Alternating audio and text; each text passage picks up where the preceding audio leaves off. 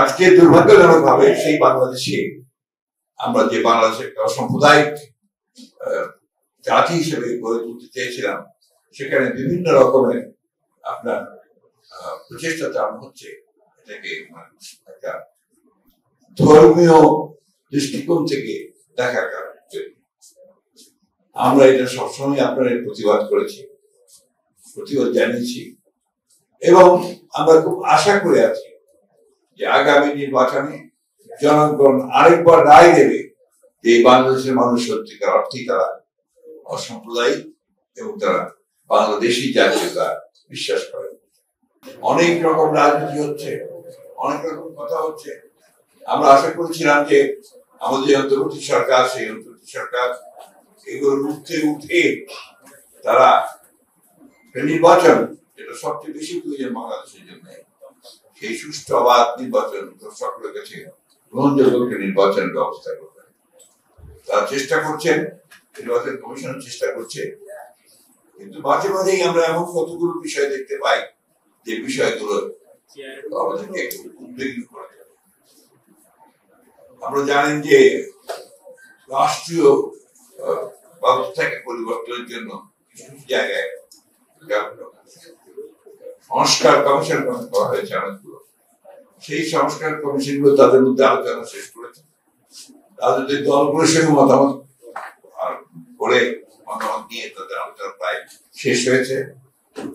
আগামী 17 তারিখে সবাই আশা করছি আমরা যে এই যেগুলোতে একমত হয়েছে সেগুলোতে সব রাজনৈতিক দলগুলো স্বাক্ষর করবে, এবং যেগুলোতে একমত হতে পারেনি সেগুলো ভবিষ্যতে নির্বাচনে, আসন্ন নির্বাচনে সেগুলো প্রত্যেক রাজনৈতিক দল তাদের ম্যানিফেস্টো হিসাবে নিয়ে আসবে জনগণের সামনে, সেটাকে প্রস্তাব সেভাবেই তারা চিন্তা করেছেন। আমার মনে হয় 17 তারিখে সেই বিষয়টাই সামনে আসবে।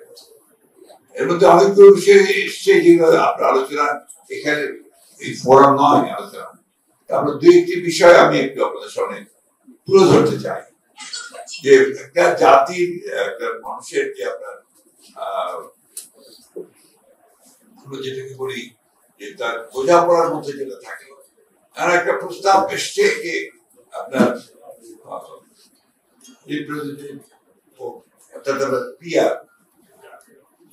পিআর অর্থাৎ আপনার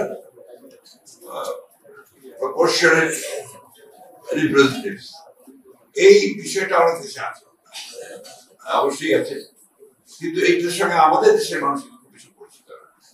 আমরা ফ্র্যাঞ্চাইজ বুঝি, অর্থাৎ এক ব্যক্তি এক থেকে আমরা বুঝি, সেভাবেই আমরা আপনার গত 50 বছর ধরে, তারও আগে থেকে আমরা সেভাবেই, ইনফ্যাক্ট ব্রিটিশ পিরিয়ড থেকে এই বিষয়টা, এই পদ্ধতি এখানে কিন্তু নির্বাচন হয়েছে, পার্লামেন্ট গঠন হয়েছে, সরকার গঠন হয়েছে।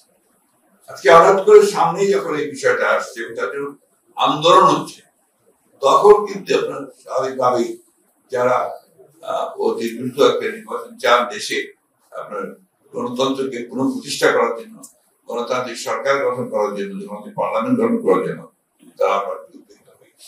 সেই জন্য আমরা খুব পরিষ্কার করে বলেছি যে এই বিষয়টা ওই আগামী পার্লামেন্টের উপরে ছেড়ে দিতে হবে।